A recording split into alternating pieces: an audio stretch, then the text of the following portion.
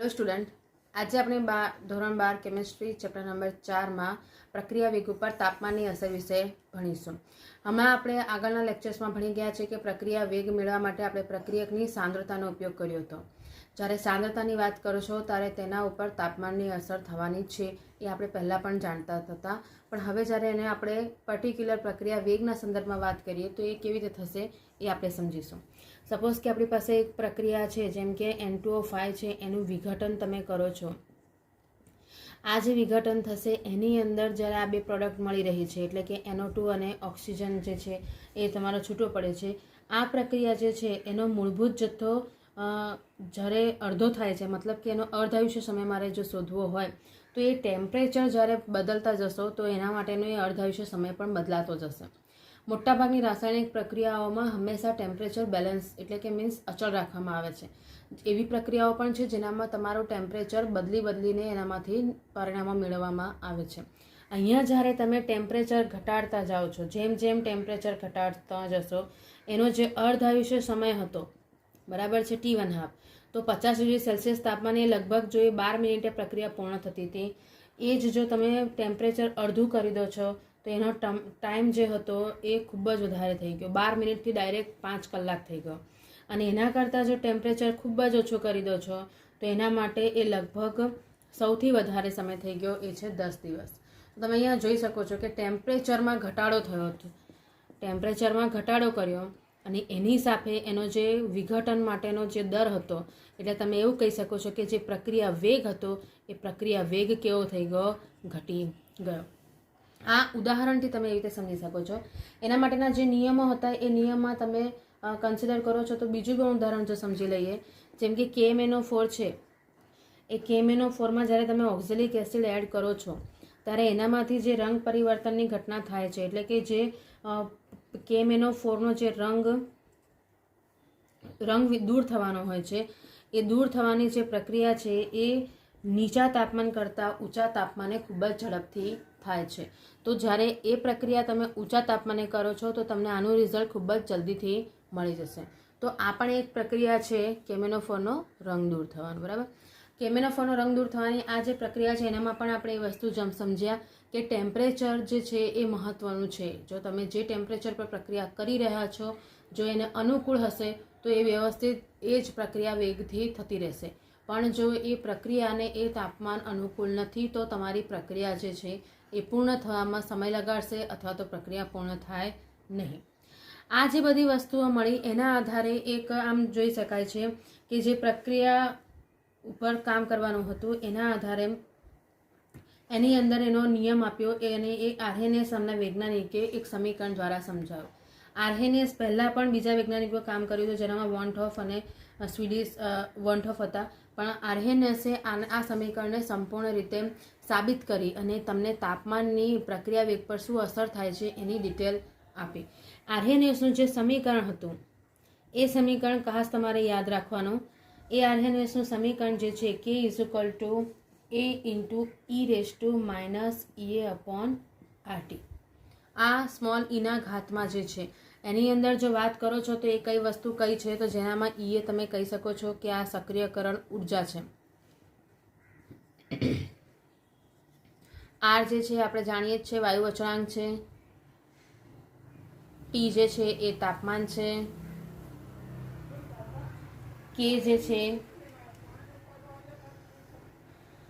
એ તમારો શું આવી જશે, સામાન્ય રીતે લેવા જાઓ છો તો પ્રક્રિયા વેગ જ છે, જેને તમે વેગ અચળાંક પણ આપણે કન્સિડર કરી શકતા હતા. તો એના આધારે તમારો K મળી જાય. એ જે છે એ મેન તમારો આવ્યો છે, એને આપણે કહીશું આવૃત્તિ અવયવ અથવા તો આર્હેનિયસ અવયવ. આ એનો અચળાંક છે. આ જે અચળાંક જે છે એ કોઈ ચોક્કસ પ્રક્રિયા માટે વિશિષ્ટ અચળાંક તરીકે વર્તી શકે છે, મતલબ કે એ દરેક પ્રક્રિયા માટે એની વેલ્યુ અલગ હોઈ પણ શકે છે. આ જે આર્હેનિયસ સમીકરણ મળી ગયું એ આર્હેનિયસ સમીકરણ જે છે એના આધારે આપણને જે આ વસ્તુ થતી હતી કે તાપમાનની અસર કેવી રીતે શોધી શકો, તો તમારે આ આર્હેનિયસ સમીકરણનો ઉપયોગ કરીને એના ઉપરથીનું સમીકરણ મેળવવામાં આવ્યું, જેનામાં તાપમાન અને સક્રિયકરણ ઉર્જા, તાપમાન અને પ્રક્રિયા વેગ વચ્ચેનો આપણને સંબંધ મળી શકશે. પણ એ પહેલાં આપણે અમુક ઉદાહરણના આધારે પહેલાં આ ક્લિયર કરીએ કે ખરેખર આ સક્રિયકરણ ઉર્જા જે શબ્દ આવ્યો છે એ શું છે અને એનાથી તમને શું ફાયદો થાય અથવા તો એ કેમ જરૂરી છે તે.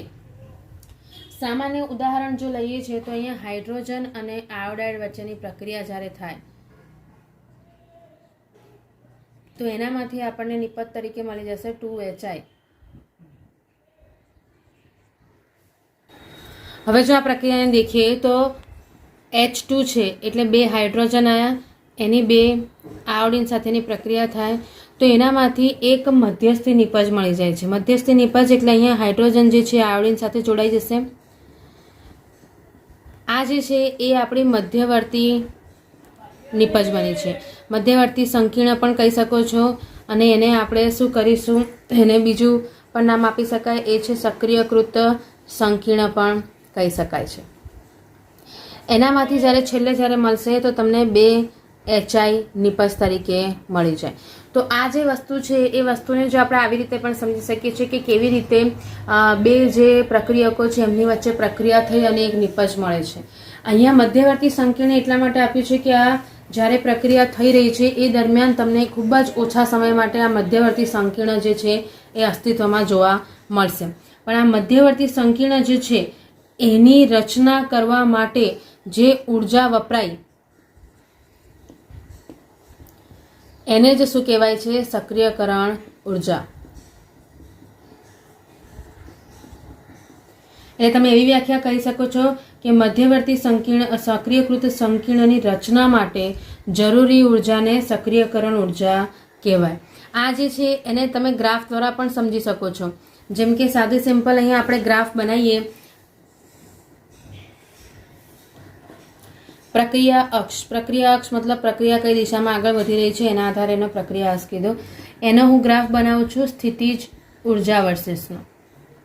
હવે એક સાદી સિમ્પલ વસ્તુ સમજીએ. જ્યાં સુધી દરેક પદાર્થ જે છે જે દુનિયામાં અસ્તિત્વ ધરાવે છે એનામાં ગતિજ ઉર્જા અને સ્થિતિજ ઉર્જા બંને રહેલી છે. સ્થિતિજ ઉર્જાનો કોન્સેપ્ટના તમે જો સમજવો હોય તો સાદી સિમ્પલ જ્યારે ઇલેક્ટ્રોન જે છે એ પરિભ્રમણ કરે છે એની કક્ષાઓમાં તો એ એના ગતિજ ઉર્જાના કોન્સેપ્ટમાં આવી જાય છે અને એ જ જે છે એને બેલેન્સ કરવા માટે એટલી જ સ્થિતિજ ઉર્જા હોય છે. એટલા માટે પરમાણુ કે અણુ હોય કે આયન હોય એ સ્થાયી સ્થિતિમાં તમને મળી રહે છે. અહીંયા જ્યારે સ્થિતિજ ઉર્જા વર્સિસ પ્રક્રિયા અક્ષની પ્રક્રિયા કરવામાં આવે છે તો એનામાં જ્યારે આ મળી તો સપોઝ કે પ્રક્રિયા અહીંથી સ્ટાર્ટ થઈ છે અને આવી રીતે હાઈ પીક પર જઈ અને આમ અહીંયા પૂરી થાય છે. અહીંયા જે સ્થિતિજ ઉર્જા મળે છે એ દર્શાવે છે કે જ્યારે પ્રક્રિયા તમે કરી રહ્યા છો તો એ પ્રક્રિયામાં જ્યારે શરૂઆતમાં પ્રક્રિયા સ્ટાર્ટ થઈ છે તો એ પ્રક્રિયા સ્ટાર્ટ જે થઈ છે એ તમારો એ પોઈન્ટ આવ્યો. અહીંયા પ્રક્રિયા પૂર્ણ થઈ છે એ બી પોઈન્ટ છે અને જે મધ્યવર્તી નિપજ બની છે એ સી પોઈન્ટ છે. તો અહીંયા જે હાઈ પીક મળી છે બરાબર છે એ અને સી વચ્ચે મતલબ કે જે સી પોઈન્ટ મળ્યો છે એ તમારી શું કહેવાશે, ઈએ. મતલબ કે સક્રિયકૃત સંકીર્ણ મેળવવા માટે જેટલી ઉર્જા વપરાય આ જે છે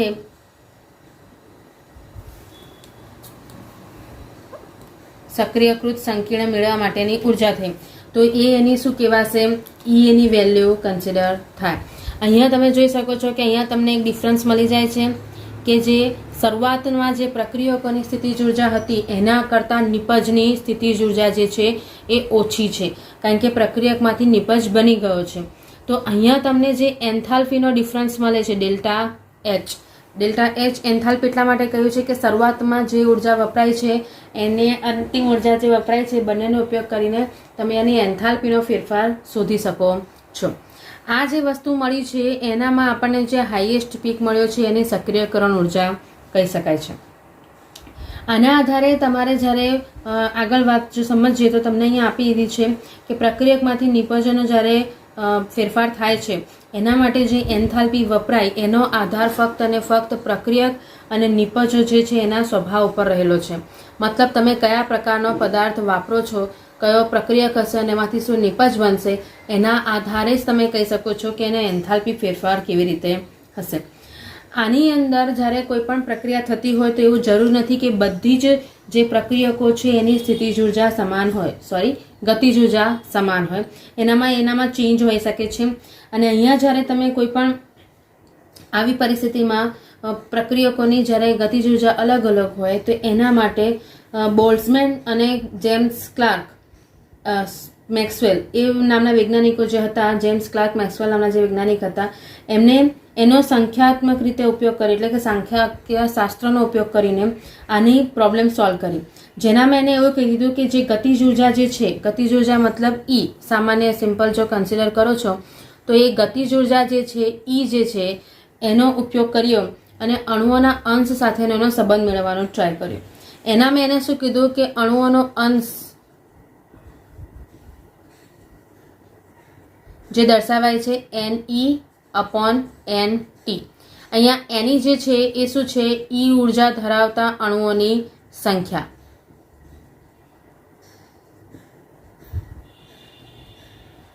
ધરાવતા હશે ઈ ઉર્જા ધરાવતા અણુઓની સંખ્યા અને T જે છે એ છે કુલ અણુઓની સંખ્યા. આ બંનેનો જ્યારે તફાવત તમે લેશો તો તમને શું મળી જશે, અણુઓનો અંશ મળશે. તો જ્યારે અહીંયા અણુઓનો અંશ વર્સિસ ગતિજ ઉર્જાનો ગ્રાફ બનાવવામાં આવ્યો, ઈ અને અહીંયા તમારો શું આવી જશે, અણુઓનો અંશ, મતલબ કે NE/NT. આ બંનેનો જ્યારે ગ્રાફ બનાવ્યો ત્યારે એ તમને કંઈક આવી રીતે મળે છે. અને અહીંયા જે તમને સૌથી હાઈએસ્ટ જે પીક મળ્યો છે એ સૌથી હાઈએસ્ટ પીક શું હશે, સૌથી વધુ સંભાવ્ય ગતિજ ઉર્જા.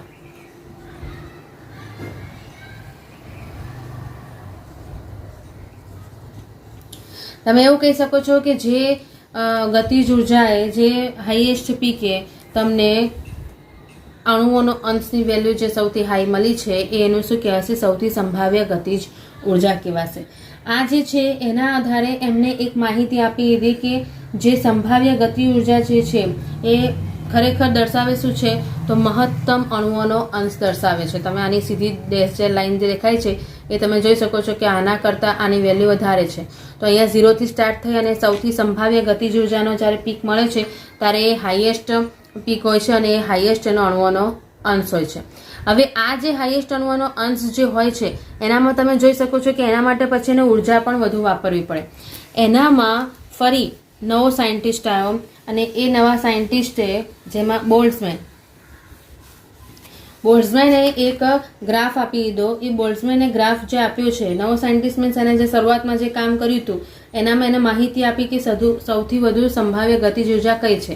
હવે એની અંદર એનું થોડું નિરાકરણ બી શોધ્યું કે જે તમને હાઈએસ્ટ પીક જે મળી રહ્યો છે એ હાઈએસ્ટ પીકમાં એવું તો આપણે શું કરી શકીએ કે જેના કારણે એ જે હાઈએસ્ટ પીક છે એ થોડો તમને નીચે એટલે કે ઓછી ઉર્જામાં મળી જાય. અને આ જે વસ્તુ હતી એનામાં એને ઉપાય શોધ્યો કે એને ગ્રાફમાં જ આપણે એને સમજી લઈએ. આને બોલ્ટ્ઝમેનનો ગ્રાફ પણ કહી શકાય છે. આ જે છે એ પર્ટિક્યુલર તમને સમજાવશે કે પ્રક્રિયા અને વેગ ઉપર તાપમાનની શું અસર થાય છે. હમણાં જે આપણે ગ્રાફ બનાવ્યો તે તમે જો એ કંઈક આવી રીતે હતો જેનામાં હાઈએસ્ટ પીક મળતી હતી. હવે જ્યારે બોલ્ટ્ઝમેને જ્યારે ગ્રાફ કર્યો તો એ ગ્રાફમાં એણે શું કર્યું, તો એ ગ્રાફમાં એને ટેમ્પરેચર હતું એ 10 ડિગ્રી સેલ્સિયસ વધારી દીધું. સપોઝ કે આ શરૂઆતનું ટેમ્પરેચર હતું તો એના પછી જ્યારે એને બીજી વાર પ્રક્રિયા કરી ત્યારે એ ટેમ્પરેચરમાં 10 ડિગ્રી સેલ્સિયસનો વધારો કરી દીધો. આ જે છે એ 10 ડિગ્રી સેલ્સિયસનો વધારો કર્યો તો એના આધારે એમાં જે ફર્ક પડ્યો એ ફર્ક જો જોશો તો આ જે અણુઓનો જે અંશ હતો, જે ઊંચાઈ હતી એ ઊંચાઈ જે હતી એ વધી ગઈ. અને આપણે સીધું લઈ જઈશું, અહીંયા ટચ નહીં કરવાનું, બરાબર. અહીંયા જે તમે જોઈ શકો છો કે અહીંયા જે વિસ્તાર મળ્યો છે એ વિસ્તાર T+10 નો છે અને આ જે છે એ ફક્ત T નો છે. આ ટેમ્પરેચરમાં તમે અહીંયા દેખી શકો છો કે જે આ અંશ મળ્યો છે એ T જે નોર્મલ ટેમ્પરેચર હતું એના કરતાં બમણો છે. આ જે વસ્તુ મળી છે એ કેવી મળી ગઈ આપણને, बण में मळी। એટલે અહીંયા તમે એવું કહી શકો છો કે અહીંયા જે વધારાનો અણુઓનો અંશ તમને મળી ગયો છે એ ક્યારે મળ્યો? જ્યારે T+10 માં મળ્યો। અહીંયા જ્યારથી એ વસ્તુ ચાલુ થઈ છે ત્યારથી તમે એને કહી શકો છો કે એ સક્રિયકરણ ઉર્જાનો એરિયા ચાલુ થયો। આની અંદર થશે શું કે જ્યારે તમે તાપમાન વધારી દીધું તો વક્રમાંનું મહત્તમ સ્થાન જે ઊંચી ઉર્જાના મૂલ્ય તરફ હતું એ ખસી જાય।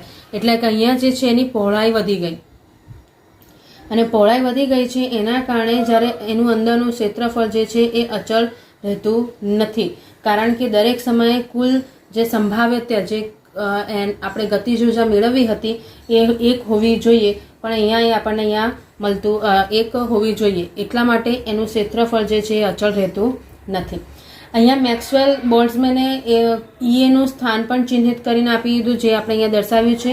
આ જે વસ્તુ મળે છે એનામાં આપણે અહીંયા જોઈ શકીએ છીએ કે જ્યારે તાપમાન વધારો છો, હવે જે મેન નિરાકરણ સમજીએ તો એની અંદર તમને જે આ ગ્રાફ મળી ગયો છે એ ગ્રાફ ઉપરથી જો એની માહિતી મેળવો તો એનામાં તમને એ વસ્તુ મળશે કે જેમ જેમ તમે સામાન્ય સૌથી પહેલું વસ્તુ આવી ગયું કે જો તાપમાન વધે છે તો અણુઓનો અંશ પણ શું થયો? વધ્યો।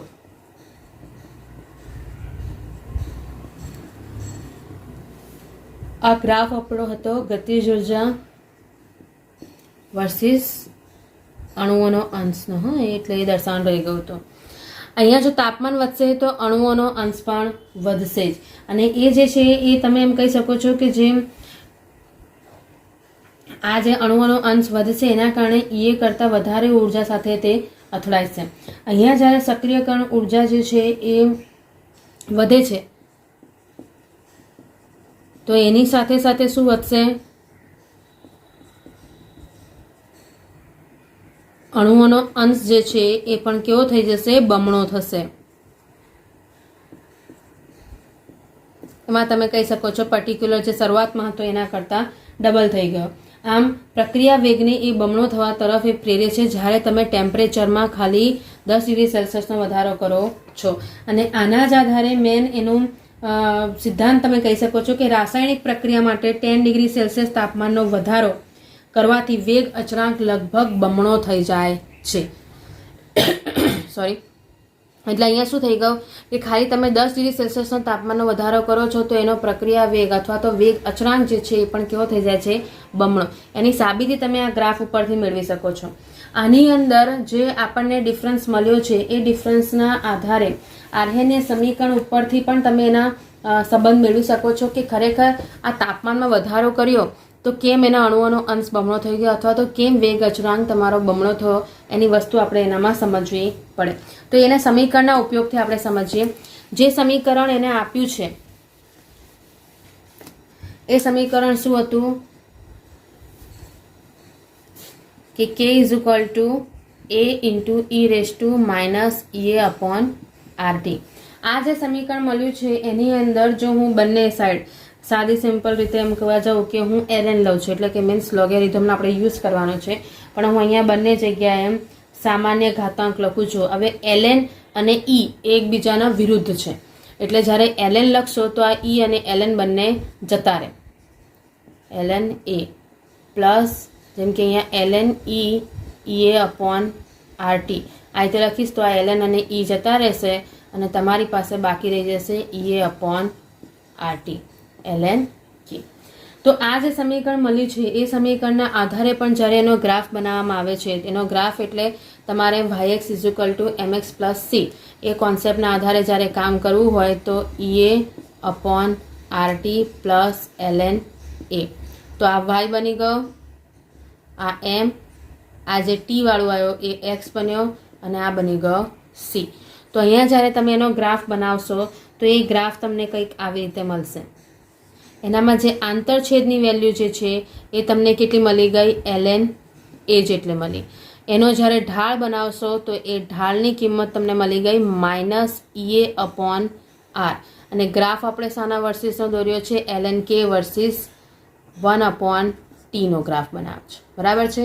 તો અહીંયા આ જે ગ્રાફ છે એ ગ્રાફ હમણાં જ માર્ચ 2020માં ગ્રાફ દોરીને તમને પૂછ્યા હતા, 4 ઓપ્શન્સમાં ગ્રાફ દોર્યા હતા અને પૂછ્યું હતું કે ln k વર્સિસ 1/t નો ગ્રાફ કેવો હશે।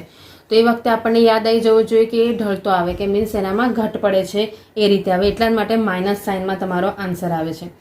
આ જે વેલ્યુ દર્શાવે છે અહીંયા જે આખું સમીકરણ મળી ગયું, આ જે સમીકરણ મળ્યું છે એનાથી આપણને 3 મુદ્દાઓ જેટલી વેલ્યુ મળી જાય કે અહીંયા ઈએ જે છે એ 1/t ને સમપ્રમાણમાં ચલી શકે છે. એટલે તમે એવું કહી શકો છો, જ્યારે હું આને સૂત્ર કરતાં કરી શકું છું 1/t ને અહીંયા સામે લઈ જાઉં ને એ રીતે, તો તમે સાદું સિમ્પલ એવું કહી શકો છો કે જો તાપમાન વધે, બરાબર છે, તો ઈએ ઘટે. જ્યારે પણ એકના છેદમાં એટલે કે અપોઝિટ અંશ અને છેદનો જો સમપ્રમાણમાં સંબંધ બનતો હોય તો એ હંમેશા એવી રીતે જશે કે જે વધતું હશે એની સામેવાળું ઘટતું હોય. જો બંને ઉપર ઉપર જ હોય, મતલબ કે ઈએ ચલે છે ટી હોતું, તો એકમાં વધારો થાય તો બીજામાં પણ વધારો થાય, પણ જ્યારે છેદમાં હોય તો ધ્યાન રાખવાનું કે એક વધે અને બીજું હંમેશા ઘટે. એવી જ રીતે જો હું વેગ માટે કહી શકું, વેગ અથવા તો તમે વેગ અચળાંક માટે કહી શકો છો કે એ પણ તાપમાનના સમપ્રમાણમાં છે. અહીંયા જે છે એ કોન્સેપ્ટના આધારે તમે એવું કહી શકો છો કે તાપમાન જો વધે તો વેગ વધે. એ આપણે હમણાં જ જોયું હતું, બરાબર છે. આ સમીકરણમાં જ્યારે એને સમાન કરવામાં જશો ત્યારે એ વાળી વસ્તુ શક્ય થશે. એના સિવાય ફરીથી અહીંયા આ જ સમીકરણમાં કહી શકો છો કે કે જે છે એ સક્રિયકરણ ઉર્જાના વ્યસ્ત પ્રમાણમાં છે, અને એટલા માટે જો સક્રિયકરણ ઉર્જા ઘટે તો વેગ વધે. જે હમણાં તમે ગ્રાફ સમજ્યા હતા એ ગ્રાફની અંદર આ પીક જે હતું એ તમારું ઈએ દર્શાવતું હતું. અહીંયા જેટલો બી ઈએ નીચો આવશે એટલો જે છે એ પ્રક્રિયા ઇઝીલી વધુ સરળતાથી વધુ ઝડપથી થઈ શકશે. એટલા માટે ઈએ ઘટે તો વેગ વધે. તો આ જે 3 પોઈન્ટ જે છે એ MCQ માટે ધ્યાન રાખવાના. આ ગ્રાફ જે છે એ ગ્રાફની અંદર પણ તમારે ગ્રાફના સવાલ પૂછાય ત્યારે પણ ધ્યાન રાખવાનું કે કોના વર્સિસ કોનો ગ્રાફ કેવો આવે છે તે. આમ આ જે છે પર્ટિક્યુલર સક્રિયકરણ ઉર્જા જે છે એના આધારે એનું સમીકરણ મળ્યું. હવે આ જે પરિસ્થિતિ મળી છે આપણને, જે આ સમીકરણ મળ્યું ln k - ea/RT + ln a, આ જે સમીકરણ છે એ તો આપણે આલેખમાં યુઝ કરી લીધું. પણ જ્યારે મારે બે પરિસ્થિતિ, બે શરૂઆતની સ્થિતિ, અંતિમ સ્થિતિ, અથવા તો તમે એવું કહી શકો છો કે બે તાપમાને જ્યારે પ્રક્રિયા કરો છો તે વખતના સમીકરણ કેવી રીતે મેળવવાના. મતલબ કે આપણે એવી રીતે કરી શકીએ છીએ કે જ્યારે બે અલગ અલગ તાપમાન હોય, ભિન્ન તાપમાન હોય, T1 અને T2, તો આ T1 અને T2 તાપમાને તમારું આર્યન સમીકરણ જે છે એ કેવી રીતે સક્રિયકરણ ઉર્જાના કોન્સેપ્ટમાં આપણે શોધી શકીએ છીએ. તો એ શોધવા માટેનો સવાલ તમને કે તો આપણે લખી શકીએ છીએ કે ધારો કે T1 તાપમાને સમીકરણ હમણાં શું હતું, ln k1. હવે જે અચળ કિંમતો છે, અચળ કિંમતો બદલાય નહીં, અને જે અચળ કિંમતો જે છે એ ત્યાંની ત્યાં જ રહેશે. -EA સક્રિયકરણ ઉર્જા બદલાતી નથી, કારણ કે આપણે કીધું કે સક્રિયકરણ ઉર્જા શું છે, પ્રક્રિયા દરમિયાન તમને જે હાઈએસ્ટ ઉર્જા મળશે સક્રિયકૃત સંકીર્ણ બનાવવા માટેનું, એ એની સક્રિયકરણ ઉર્જા કહેવાય. તો એ અચળ રહે. વાયુ અચળાંક પણ અચળ છે, તાપમાન આપણે બદલીએ છીએ, બરાબર છે. આ છે પ્લસ શું લખાઈ જશે, ln a, એ પણ અહીંયા અચળાંક છે એટલા માટે એની વેલ્યુ પણ બદલાય નહીં. તો આ સમીકરણ 1 થઈ જાય. એવી રીતે T2 તાપમાને આને સમીકરણ શું લખાઈ જશે, ln k2 - ea/R T2 + ln a, બરાબર છે. હવે શું કરીશું, સમીકરણ 2 - 1 કરીશું. તો આપણે સ્ટેપ બાય પૂરા સ્ટેપથી સમજી લઈએ તો આપણને ઇઝી પડી જશે. k2 - ln k1 = ea/R T2 + ln a. આ મેં સમીકરણ 2 આખું લખી કાઢ્યું. હવે સમીકરણ 1 એને માઇનસ છે એટલે સીધી સિમ્પલ વસ્તુ છે, આ માઇનસ છે એ શું થઈ જશે, પ્લસ થઈ જશે, અને એના આધારે સમીકરણ શું લખાઈ જશે, +ea/R T1 - ln a. તો હવે જ્યારે આ બાદબાકી કરશો તો તમે સમાન વસ્તુઓને જે છે એને તમે ઉડાડી શકો છો. હવે ln બંનેની બાદબાકી છે, અને log કે ln આપ્યા હોય એનામાં બાદબાકીઓને તમે ભાગાકારમાં ઇઝીલી દર્શાવી શકો છો. તો ભાગાકારમાં હું દર્શાવું તો ln k2 અપોન k1 થઈ જાય. અહીંયા તમે જોઈ શકો છો EA અપોન R એ કોમન નીકળે અને હું પોઝિટિવ કિંમત કોમન કાઢું છું તો મારી પાસે એ આવી રીતની કિંમત થઈ જશે. બરાબર છે, કારણ કે નેગેટિવ કિંમત અહીંયા તો હવે તમે આ સમીકરણને છૂટું કરશો તો તમને સેમ આ વસ્તુ મળશે. EA upon R T1 positive minus EA upon R T2 એ કેવું છે માઇનસ. તો તમને આ સેમ વસ્તુ મળી જાય. આ જે છે એ સમીકરણ તમને lnના કોન્સેપ્ટમાં મળી ગયું. પણ આ જ સમીકરણને જો મારે લોગના કોન્સેપ્ટમાં લખવું હોય તો એની અંદર હજુ એને આપણે સરળ રૂપ કરી લઈએ તો 2.303 log k2 upon k1 EA upon R લસા લઈ લો T1 માઇનસ T2. હવે તમે આ બાદબાકી ના કરો અને તમે ડાયરેક્ટ આ રાખો છો ને પછી જ્યારે જરૂર પડે ત્યારે તમે એ વસ્તુ કરવી હોય તો પણ તમે એને કરી શકો છો. log k2 અપોન k1 2.303 નો હું સામેની સાઈડ લઈ જાઉં એટલે એ નીચે જતી રહેશે.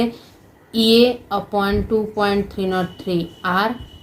તમે આ રીતે પણ સમીકરણ રાખી શકો છો અથવા તો તમે જે આ બાદબાકીવાળું સમીકરણ છે એ પણ રાખી શકાય. ધ્યાન રાખવાનું પહેલાં T2 આવશે અને પછી T1 આવશે. આ જે સૂત્ર મળ્યું છે એ તમારું થઈ ગયું ફાઇનલ સમીકરણ જે છે એ આર્હેનિયસનું સમીકરણ થઈ ગયું. આના આધારે તમે EAની ગણતરી કરી શકો છો. આ જે છે એની અંદર જ્યારે પણ તમે કેની કિંમત આપી હોય, બે વેગ અચળાંક આપ્યા હોય, સક્રિયકરણ ઉર્જા આપી હોય અથવા તો તમને તાપમાન આપ્યા હોય તો જે બાકી રહ્યું એ વસ્તુ તમે શોધી શકો છો. બે તાપમાન હોય અને તમને EA શોધવા કીધું હશે તો વેગ અચળાંક આપી દીધા હશે, વેગ અચળાંક આપ્યા હશે, તાપમાન આપ્યું હશે અને સક્રિયકરણ ઉર્જા શોધવા કીધી હોય તોય તમે ગણી શકો છો. તો એના આધારે તમને અહીંયા વેલ્યુઝ મળી જશે. આ જે કોન્સેપ્ટ આપી દીધો છે એની અંદર આરની વેલ્યુ જે છે એ આરની વેલ્યુ માટે એના એકમ આધારિત સમીકરણમાં તમે કિંમત મૂકી શકો છો. એનો આરની વેલ્યુ તમને એક્ઝામમાં કદાચ આપી પણ દે છે તો એના આધારે તમારે કિંમત મૂકવા માટે એ વસ્તુ આસાન થઈ જશે. અહીંયા વાયુ અચળાંક જે છે એ તમારો જૂલ પ્રતિ મોલમાં કન્સિડર થઈ જશે એટલે એના આધારે વેલ્યુઝ તમને અહીંયા આપી દે. તો આમ તમારી પાસે અહીંયા આર્હેનિયસનું સમીકરણ થઈ ગયું જે દર્શાવે છે કે તાપમાનની વેગ ઉપર શું અસર થાય છે. જે હમણાં જ આપણે દેખી હતી કે વધઘટ થાય તો એ પ્રક્રિયા વેગમાં પણ વધઘટ થઈ જશે. હવે આગળ જો વાત કરીએ તો આગળ આપણે ભણીશું એ છે પ્રક્રિયા વેગ ઉપર ઉદ્દીપકની અસર. હમણાં આપણે તાપમાનની અસર ભણી અને એમાં આર્હેનિયસ સમીકરણના આધારે આપણે એક નિયમ અથવા તો એક પોઈન્ટ પર એવા આવ્યા છે કે સક્રિયકરણ ઉર્જાનો કોન્સેપ્ટ આપણે સમજ્યા અને એ સક્રિયકરણ ઉર્જા જેટલી ઓછી હોય એટલો પ્રક્રિયા વેગ વધુ હોય. હવે આ પરિસ્થિતિમાં એક ઉદ્દીપક શું કાર્ય કરે છે એની વાત કરીએ તો ઉદ્દીપકનો કોન્સેપ્ટ તો આપણે આમ તો 9મા 10મા ધોરણથી ભણતા આવ્યા છે એટલે આપણને આઈડિયા તો છે જ કે પ્રક્રિયા કરવામાં મદદરૂપ થાય છે ફક્ત પ્રક્રિયાનો વેગ વધારી આપવામાં. એ પ્રક્રિયામાં ભાગ લેતો નથી. અહીંયા તમે એવું કહી શકો છો કે ઉદ્દીપક જે છે પોતાનામાં કોઈ પણ પ્રકારનો કાયમી ફેરફાર કરતો નથી અને એ ખાલી પ્રક્રિયાનો વેગ વધારીને પ્રક્રિયા ઝડપથી પૂરી કરવામાં મદદરૂપ થાય છે.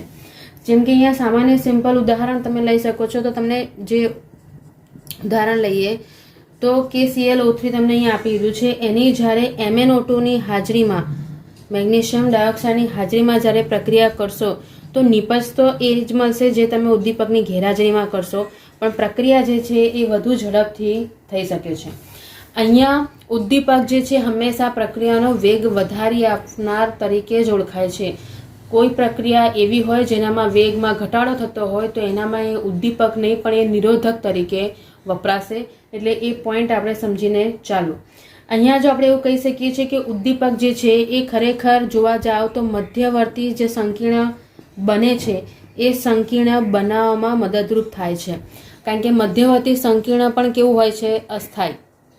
એટલે ઉદ્દીપક શું કરશે કે મધ્યવર્તી સંકીર્ણ ફટાફટથી બનાવી આપશે, એનું ક્ષણિક અસ્તિત્વ હશે અને ફરીથી એનામાંથી ફટાફટ જે છે એ નિપજ બની જશે. આ જે પ્રોસેસ થઈ છે એનામાં જો આપણે એને ગ્રાફથી સમજીએ તો સાદું સિમ્પલ હમણાં આપણે જે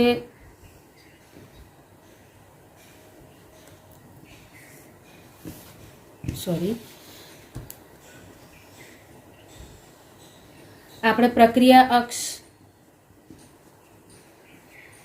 અને સ્થિતિજ ઉર્જા વચ્ચેનો જે ગ્રાફ સમજ્યા હતા, એ સ્થિતિજ ઉર્જા વચ્ચેનો જો ગ્રાફ આપણે કહીએ કે સપોઝ આ રીતે થતો હતો, બરાબર છે. પણ જ્યારે આ તમે કોઈ ઉદ્દીપક વાપર્યો હોય તો એ ઉદ્દીપકની હાજરીમાં આ જે પ્રોસેસ છે એ પ્રોસેસ ઓછા એનર્જી પોઈન્ટથી થઈ જશે. તો અહીંયા તમે જોઈ શકો છો કે આ પીક ઘટી ગયો, આટલો આપણને ડિફરન્સ મળી ગયો. અહીંયા જે છે એ ઉદ્દીપક વગર થતી પ્રક્રિયા છે અને આ જે પીક મળે છે એ આપણને ઉદ્દીપક સાથે મળતો પીક છે. એટલે તમે એવું કહો કે સપોઝ કે તમારો કોઈ ખૂબ જ ઊંચા ઢાળ ઉપર કોઈ પદાર્થ ચઢાવવો છે તો તમે એને આટલા ઊંચા પર લઈ જાઓ છો અને પછી અહીંયા વાપરો છો, તો તમે જોઈ શકો છો કે એનામાં તમારી કેટલી એનર્જી વપરાઈ જાય. એની જગ્યાએ જ્યારે તમને એ ઢાળ ઓછો થઈ ગયો હોય તો તમે ખૂબ જ ઝડપથી આ પ્રોસેસ કરી શકો છો. આમ ઉદ્દીપક જે છે એ શું કરશે કે તમે સાદી ભાષામાં એવું કહો તો એ આવી રીતે ઊંચો ઢાળ ચડવાની જગ્યાએ ઢાળનું પ્રમાણ નાનું કરી આપે એટલે ઝડપથી પ્રક્રિયા કરી શકે. એટલે કે એનામાં એ પ્રક્રિયાનો વેગ જે છે એ તમને વધારી આપે છે. આ જે વસ્તુ જ્યારે આર્યને સમીકરણ દ્વારા સમજીએ તો આર્યને સમીકરણમાં આપણે એવું કહીશું કે જેટલી સક્રિયકરણ ઉર્જા ઓછી હોય એટલી તમારો પ્રક્રિયા વેગ વધારે થાય. એટલે સક્રિયકરણ ઉર્જા અહીંયા ઓછી થઈ ગઈ, આ એ જે છે એ અહીંયા ઉદ્દીપક સાથે ઓછી થાય છે, મતલબ પ્રક્રિયા વેગ જે છે એ વધુ થાય. પર ઉદ્દીપક માટે આપણે એવું પણ કહી શકીએ છીએ કે એ ખૂબ જ ઓછા પ્રમાણમાં લો અને તો પણ પ્રક્રિયકનો જો વધારે જથ્થો લીધો હોય તો પણ એ પ્રક્રિયા કરવામાં મદદરૂપ થશે. ઉદ્દીપક માટે એવું પણ કહેવાય છે કે એ સ્વયંસ્ફુરિત. હવે સ્વયંસ્ફુરિત પ્રક્રિયા જો તમને યાદ હોય તો ડેલ્ટા G0ની કિંમત કેવી હશે? નેગેટિવ હશે, એટલે કે ઋણ હશે. તો આ સ્વયંસ્ફુરિત પ્રક્રિયાઓ જે છે એને પણ ઉદ્દીપક પ્રક્રિયા કરીને ઉદ્દીપિત કરી શકે છે, મતલબ કે પ્રક્રિયા ઇઝીલી કરશે. પણ એ બિન સ્વયંસ્ફુરિત જે પ્રક્રિયાઓ છે એ પ્રક્રિયાઓમાં ઉદ્દીપક મહત્વનો ભાગ એટલે કે ભાગ ભજવતો નથી. એ પ્રક્રિયાઓને એ ઉદ્દીપિત કરતો નથી. આનો મતલબ આપણે એવું કહી શકીએ છીએ કે એ સંતુલન અચળાંક બદલતો નથી. ધ્યાન રાખજો, ઉદ્દીપકની હાજરીથી કઈ વસ્તુ બદલાય છે, કઈ વસ્તુમાં ફેરફાર થાય છે, કઈ વસ્તુ ફેરફાર નથી થતો, એ વસ્તુ આપણે સમજવું જરૂરી છે. અહીંયા સંતુલન અચળાંક બદલાતો નથી, પણ સંતુલન ઝડપથી મેળવી શકાય છે. આનો મતલબ એવું થયો કે અહીંયા પ્રક્રિયા ઝડપથી થઈ પણ એ પ્રક્રિયાની અંદરની કોઈ મહત્વની વસ્તુ બદલાતી નથી. આમ સામાન્ય રીતે ઉદ્દીપકનો કોન્સેપ્ટ એટલો જ કે એ પ્રક્રિયા વેગ વધારી આપે છે, સક્રિયકરણ ઉર્જા ઘટાડી આપે છે, સંતુલન અચળાંકમાં કોઈ ફેરફાર કરતો નથી પણ સંતુલન ઝડપથી મેળવી આપે છે. તો આ ઉદ્દીપકની ખાસિયત થઈ અને એના આધારે તમને એના જો ટોપિક્સ પૂછાય છે, એના MCQs પૂછાય તો તમને એ ખબર હોવી જોઈએ કે ઉદ્દીપક કઈ કઈ વસ્તુઓમાં ફેરફાર કરશે. હવે લાસ્ટ પોઈન્ટ ઉપર આવી જઈએ આ ચેપ્ટરના, એ છે સંઘાતનો નિયમ. આ જે સંઘાતનો નિયમ છે એની અંદર આપણે એવું કહી શકીએ છીએ કે જે આર્હેનિયસનું સમીકરણ છે એ જ્યારે કોઈ મોટી પ્રક્રિયાઓ જે છે એનામાં લાગુ પાડવું હોય તો એ સમીકરણ તમે લાગુ પાડી શકો નહીં. આ પરિસ્થિતિમાં મેક્સ ટ્રોટોસ અને વિલિયમ લુઈસ નામના જે બે વૈજ્ઞાનિક હતા એમણે આ સંઘાતનો નિયમ આપ્યો. સંઘાતના નિયમને જો સાદી ભાષામાં જો સમજવું હોય તો એ સંઘાતનો નિયમ એટલે શું છે? અણુઓ વચ્ચેની અથડામણ. એ અણુઓ વચ્ચેની અથડામણ જો યોગ્ય દિશામાં થતી હોય, બરાબર છે, અણુઓ વચ્ચેની અથડામણ યોગ્ય દિશામાં થતી હોય તો જ પ્રક્રિયકનું રૂપાંતર નિપજમાં થશે. આ સંઘાતનો નિયમ છે. આની અંદર બે શબ્દો આવી ગયા. એક આવ્યું સંઘાત. સંઘાતને આપણે બીજું શબ્દમાં શું કહી શકીશું? અથડામણ, બરાબર છે. અને બીજું આવ્યું છે દિક વિન્યાસ. દિક વિન્યાસ જે છે એ બીજું કશું નથી, શું છે? દિશા. અહીંયા એવું કીધું છે કે જ્યારે બે પ્રક્રિયકો વચ્ચે યોગ્ય દિશામાં અથડામણ થાય તો એ પ્રક્રિયક છે એનું રૂપાંતર નિપજમાં થશે. જો આ અથડામણ થઈ રહી છે એટલે આપણે એવું નથી કહી શકતા કે કોઈ પણ બે પ્રક્રિયકો વચ્ચે અથડામણ થઈ ગઈ તો એ નિપજમાં રૂપાંતરિત થઈ જશે, એવું નથી.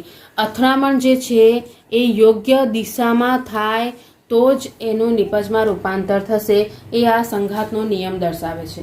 હવે આ વસ્તુ એને કેવી રીતે સમજાવી, તો એને સૌથી પહેલાં તો જેવી રીતે આર્હેનિયસ સમીકરણ મળ્યું એવી રીતનું એને એક સમીકરણ આપ્યું. એ સમીકરણની અંદર એને જો એનો પ્રક્રિયા વેગ હતો એનો સંબંધ દર્શાવ્યો ZAB e−EA/RT. આ સમીકરણ જે આર્હેનિયસનું સમીકરણ હતું એ e−EA/RT જેવું જ છે. અહીંયા ZAB જે છે એને સંઘાત આવૃત્તિ કહેવામાં આવી. સંઘાત આવૃત્તિ શું છે, તો પ્રતિ સેકન્ડ પ્રતિ એકમમાં પ્રતિ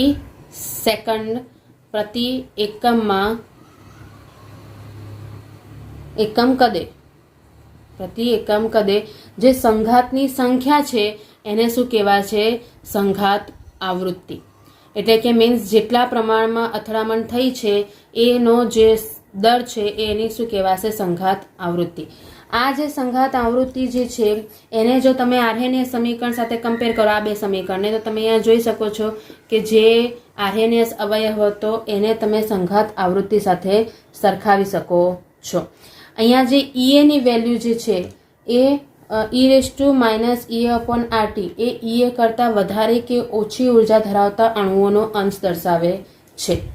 આ સમીકરણ જે છે એ તમને માહિતી આપે છે કે જે પ્રક્રિયાઓમાં પરમાણુઓ અથવા તો સાદા અણુઓ જે ભાગ ભજવે છે એમના વેગ અચળાંકનું મૂલ્ય તમે આ સમીકરણ ઉપરથી ઇઝીલી કરી શકો છો.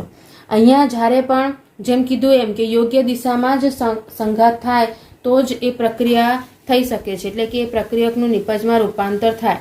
તો એનું ઉદાહરણ અહીંયા આપ્યું. સપોઝ કે મારી પાસે છે બ્રોમોમિથેન.